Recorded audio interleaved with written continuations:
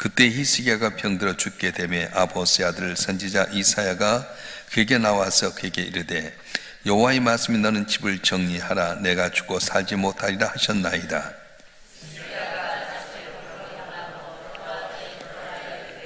여호와여 구하오니 내가 진실과 전심으로 주 앞에 행하며 주께서 보시기에 선하게 행한 것을 기억하옵소서 하고 히스기야가 심히 통곡하더라.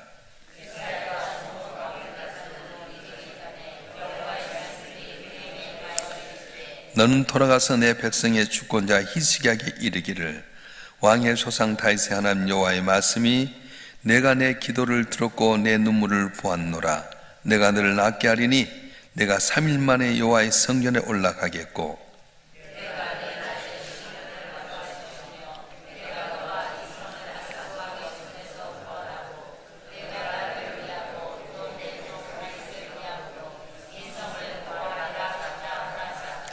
이사야가 이르되 무화과 반죽을 가져오라 하매 무리가 가져다가 그 상체에 놓으니 나으니라.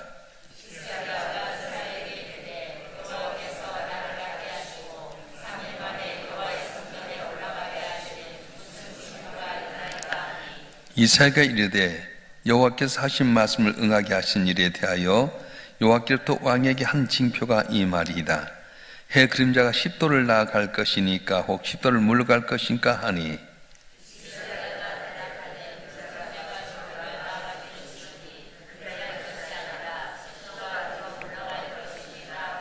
다 같이요. 선지자 이사야가 여호와께 간구하며 아하스의 해시계 위에 나갔던 해 그림자를 10도 뒤로 물러가게 하셨더라. 아멘. 기도하겠습니다. 언제나 우리와 동행하시고 불꽃 같은 눈동기로 지킨 아버지 하나님, 오늘도 저런 단잠을 깨서 주님 앞에 나와 예비케 하심을 감사합니다. 생각지 못한 고난과 어려움 가운데 오직 주님 바라보면서 주님 의지하는 모든 심령들에게 우리가 알지 못한 사이에 문제가 해결되는 역사가 일어나게 도와주시옵소서. 입술로 구한 것마다 응답받게 하여 주시고 나는 보잘것없지만 주께서 함께 하심으로 담을 넘어노라고 고백하는 우리 모두가 되게 하여 주시옵소서. 부족한 종을 세우시고 주의 말씀을 전토록 하셨사온즉 인간의 허물은 주의 불로 가리시고 보혜사 성령께 친히 오셔서 기름 부어주시고 주의 말씀을 올바로 대언해서 우리 모두가 주님 보시 아름답고 사람들에게 칭찬받는 복된 삶이 되게 해 주시옵소서. 우리 주 예수 그리스도의 이름으로 감사하며 기도하옵나이다. 아멘. 할렐루야. 오늘 또 주 앞에 나온 여러분의 삶 가운데 주의 큰 은혜가 함께하기를 바랍니다.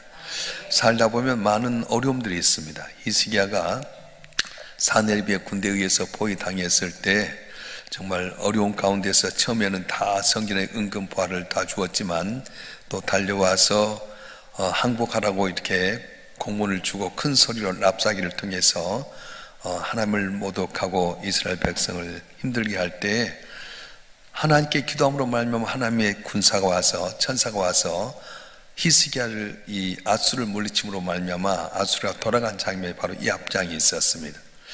문제가 해결되는가 싶었더니 생각지 못한 어려움이 오게 됩니다. 어떤 겁니까? 이사야 선지자를 통해 너는 정령 죽고 살지 못하리라. 그런 말씀이에요. 우리가 살다 보면 한 고비 넘기면 다 된 것 같지만 또 다른 고비가 있습니다. 그래서 우리는 항상 긴장해야 됩니다. 오늘 본문의 말씀에 보게 되면 히스기야가 25살의 왕이 올랐는데 그가 왕이 올 때 그 아버지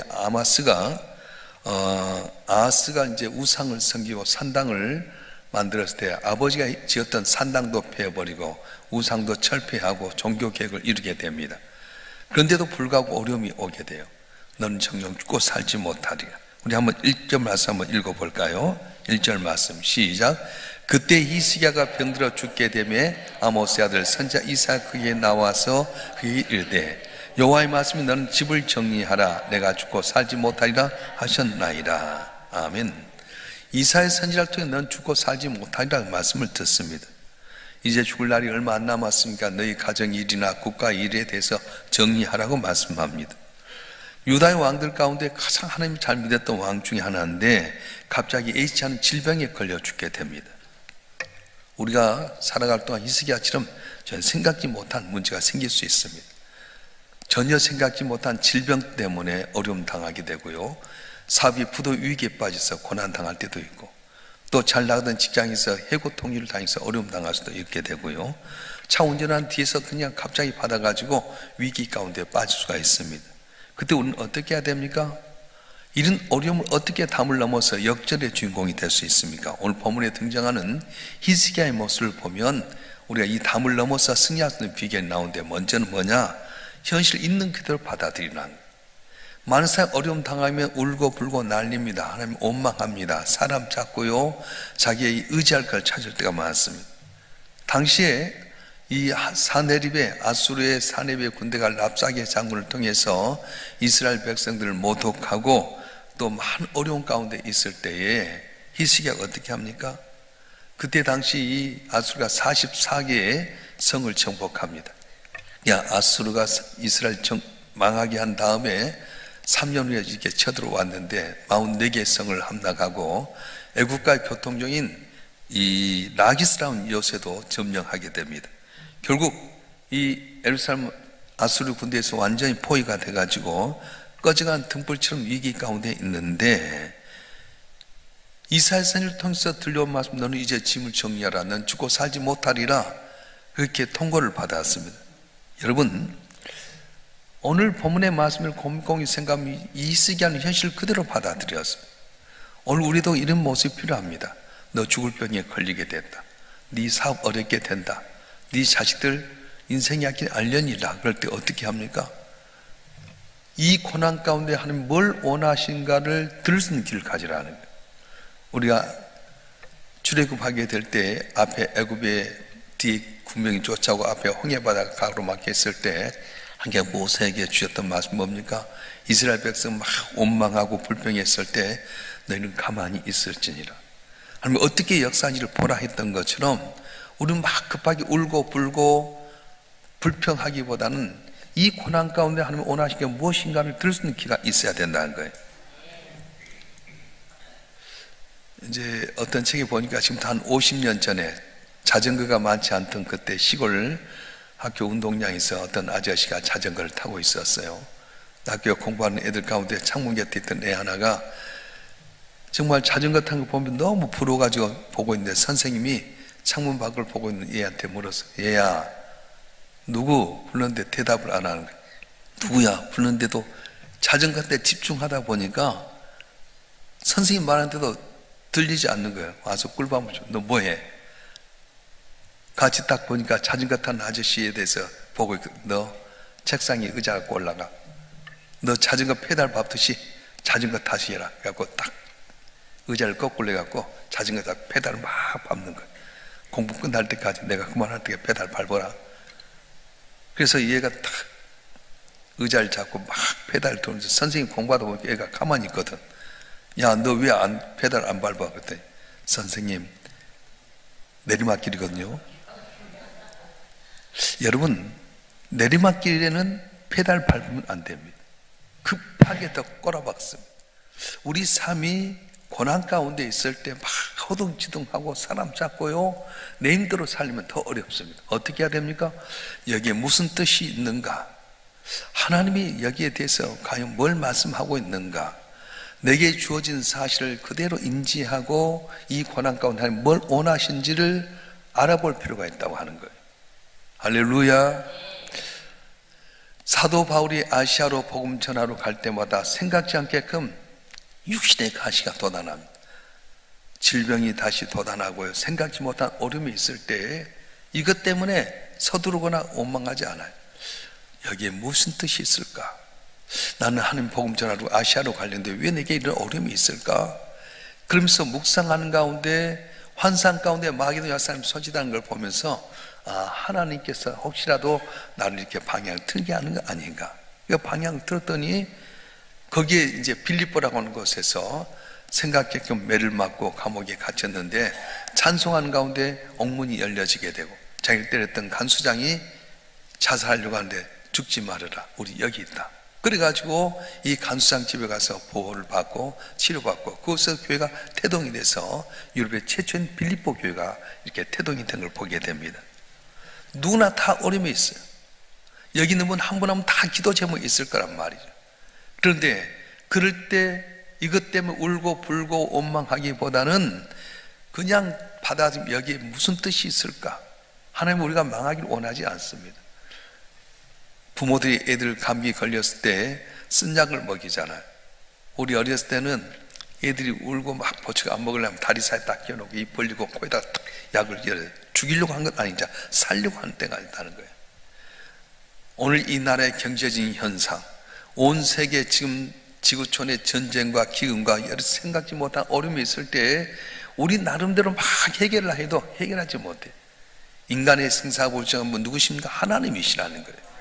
울어도 못하고 힘써도 못합니다. 그런데 날 위해서 십자가에 못 박혀 죽인 주님 앞에 주님 이 뜻이 무엇입니까? 물어보면 전혀 생각지 못한 이 고난을 통해서 승리하는 귀한 은혜를 우리에게도 주실 줄 믿습니다. 그래서 오늘 히스기야는 어떻게 합니까? 위기 가운데 하나님께 기도합니다. 이사야 선지자는 네가 정령 죽고 살지 못하려 했을 때 히스기야가 했던 행동 보겠습니다. 오늘 2절과 3절 말씀 보겠습니다. 시작. 히스기야가 낯을 벽으로 향하고 여호와께 기도하여 이르되 여호와여 구하니 내가 진실과 전심으로 주 앞에 행하며 주께서 보시기에 성하게 행한 것을 기억하옵소서 하고 히스기야가 심히 통곡하더라. 아멘. 2절 히스기야가 낯을 벽으로 향하고 여호와께 기도하여 이르되 병을 고쳐줄 의사를 찾거나 병을 고칠 수 있는 약을 구하지 않습니다. 신하들을 모셔놓고 데려다 놓고 대책에 세우지 않습니다. 사랑 가족 앞에서 자기 사실을 이야기하고 통곡하지 않습니다. 위기를 만난 히스기야는 사람에게 도움을 요청하기보다는 하나님께 도움을 요청했어요. 오늘 저와 여러분 한 분 한 분도 마찬가지예요. 어려움 당했을 때 누구에게 요청하냐면 하나님께 요청해야 돼요. 우리가 이제 자동차 보험을 들게 되면 장점이 있어요. 어느 날 보니까 차를 놔뒀는데 갑자기 바퀴가 다 빠져버렸어요. 바람이 빠져서 보니까 바람만 여는 거예요. 타이가 터졌을 때 어떻게 합니까?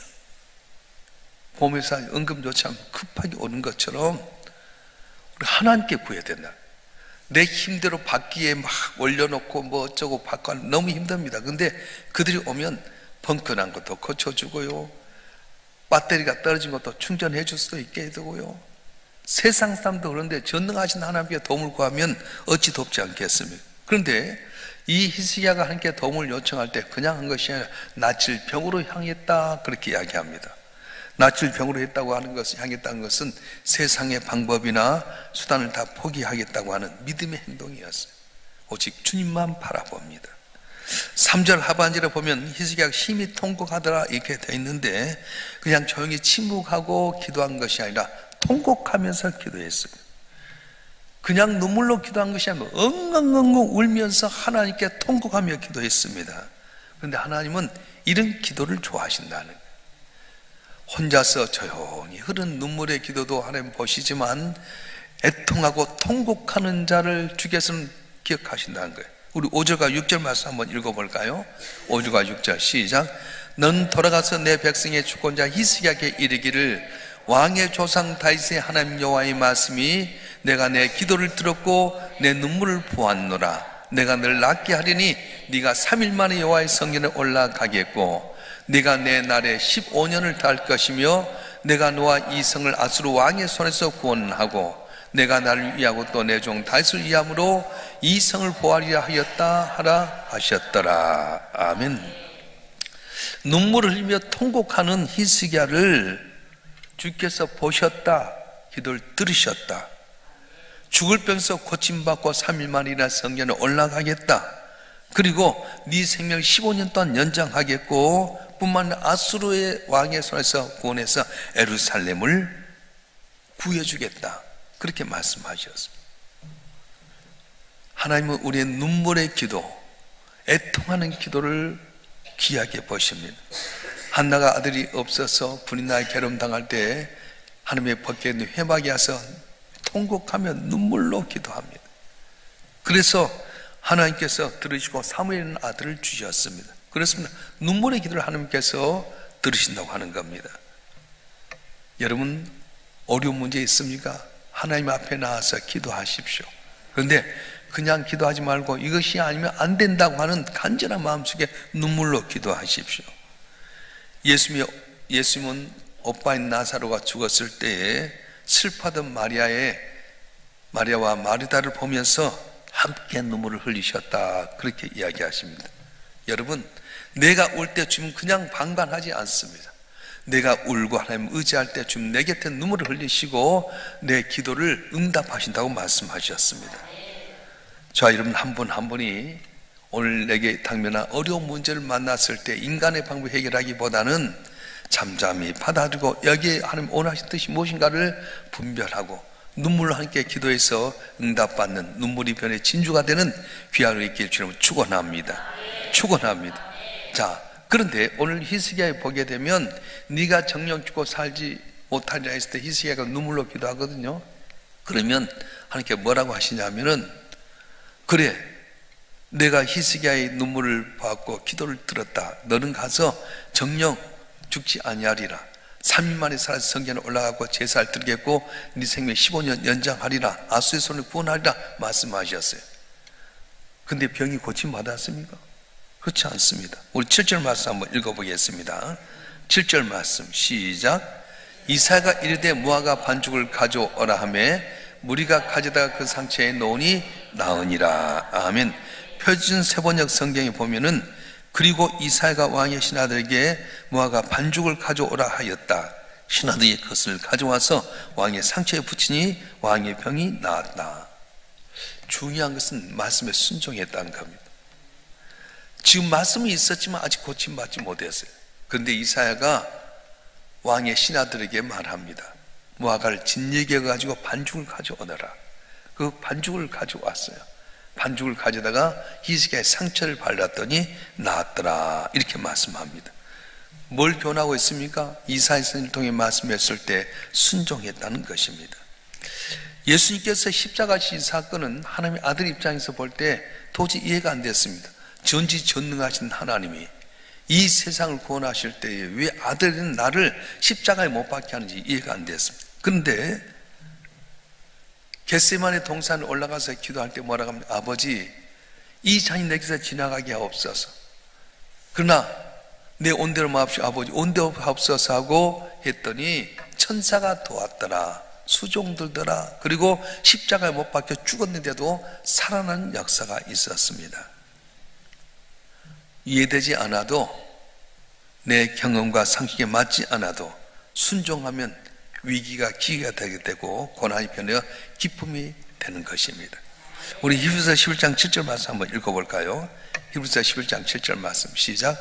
믿음으로 노아는 아직 보이지 않는 일에 경고하심을 받아 경외함으로 방주를 준비하여 그 집을 구원하였으니 이로 말미암아 세상을 정죄하고 믿음을 따르는 의의 상속자가 되었느니라. 아멘. 노아는 그 당시에 홍수라는 걸 알지 못했어요. 홍수로 세상을 멸하리라 하는 것을 상상도 못했고 본 적도 없었습니다. 방주 만들라는 명령에 따라서 방주를 만듭니다. 무려 120년 동안 만듭니다. 다른 사람이 나를 욕하고 미쳤다 해도 상관없습니다. 하나님의 말씀에 순종합니다. 그리고 방주에 들어가라. 다 동물들 2마리 쌍을 맞춰서 들어가고요. 다 했는데, 들어갔는데도 불구하고 몇 일 동안 비가 안 왔다? 7일 동안 아무 반응이 없었어요. 여러분, 내가 하는 말씀에 순종해 살았는데도 불구하고 어쩔 때는 응답이 없는 것 같아요. 근데 약속하신 하나님은 7일 후에 비가 쏟기 시작하는데 문을 닫아버린 거예요. 노아가 문을 닫은 것 아닙니다. 하나님께서 문을 닫아버리죠. 오늘 우리도 마찬가지, 기다리고 순종했는데도 불구하고 응답이 없을 때가 있습니다. 근데 하나님 약속을 지킨 하나님, 아브라함이 약속했던 대로 그 이삭을 통해서 하늘의 별처럼 발해야 모래처럼 번성케 하신 하나님이 오늘 또 말씀을 순종한 저와 여러분 한 분 한 분에게 약속하신 그 말씀대로 복을 줄 줄 믿습니다. 할렐루야. 신명기 28장에 보면 축복의 장, 저주의 장이 있게 되는데 1절부터 14절까지는 축복인데 거기에 보게 되면 10가지의 축복이 나옵니다. 9가지가 있는데, 첫째는 세계의 모든 민족에 뛰어난 인물이 되는 축복이 있고요, 두 번째 자녀의 축복이 있고, 셋째 환경적인 축복이 있게 되고, 넷째는 장소를 초월한 축복이 있습니다. 다섯째는 보호 축복이 있고, 여섯째 창고의 축복이 있고, 일곱째는 손으로 하는 모든 일에 임하는 축복이 있고, 여덟째는 하늘의 아름다운 복을 열어서 주는 축복이 있게 되고요, 아홉째는 많은 민족에게 구워주는 축복이 내게 오겠다. 그리고 열째는 머리가 되고 꼬리가 되지 않는 축복이 임하겠다. 그렇게 말씀하셨습니다. 상상치 못할 놀라운 기적이 어디서 오냐? 순종할 때. 내 힘대로가 아니라 전지전능하신 하나님이 은혜 주시면 오늘도 능치 못함이 없는 놀라운 역사가 일어날 줄 믿습니다. 말씀에 순종하면 문이 열리는 마스터키를 우리에게 주신 겁니다. 우리가 순종하면 치유의 문이 열릴 줄 믿습니다. 순종하면 기적의 문이 열릴 줄 믿습니다. 순종하면 자녀가 잘 될 줄 믿습니다. 순종하면 아름다운 미래가 보장될 줄 믿습니다. 할렐루야. 내게 어려움이 있을 때 오히려 찬스예요. 저도 지금까지 겪어보면 그러더라고. 자동차 기아 변속하듯이 왕 소리가 나면 기아 변속해야 돼. 그때 놓치면 어렵습니다. 내게 어려움이 있을 때 잠잠히 무슨 뜻인가 알아보고 그렇게 해야 돼. 지금 자동이 오토매틱해서 전혀 상관이 없지만은 옛날 자동차 갈 때 기아 1단, 2단, 3단, 4단 옮겨야 되잖아. 큰 소리가 나고 뭔가 왕 소리가 날 때는 기아 변속해야 돼. 아, 하나님이 여기에 뭔 뜻이 있구나. 고난이 있을 때 반드시 하나님께 그걸로 끝난 것이 아니라 복받기 위한 과정이 있는데, 오늘 히스기야처럼 낯을 벽으로 향하여 하나님께 기도하면, 인간의 방법이란 눈물로 애통하면서 기도하면 들으신 하나님께서 고쳐주신다고 하는데, 약속하셨지만 순종할 때 병이 고침받고 앗수르가 물러가는 역사가 있게 되고 승리하는 놀라운 복이 임하게 되었습니다. 오늘도 믿음 안에 사는 여러분 한 분 한 분에게 이런 복이 임하기를 주님으로 축원합니다. 축원합니다. 기도하겠습니다.